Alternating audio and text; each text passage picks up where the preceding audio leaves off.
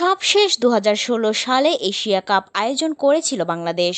এরপর প্রায় ৮ বছর পেরোতে চললেও এশিয়া কাপ বাংলাদেশে আনতে পারেনি বিসিবি। তবে সেই আক্ষেপ ঘুচতে যাচ্ছে ১৮ কোটি ক্রিকেট প্রেমীদের। আসন্ন ২০২৭ এশিয়া কাপের পর্দা উঠবে লাল সবুজের এই বাংলাদেশে। টুর্নামেন্টটি হবে ওয়ানডে ফরম্যাটে।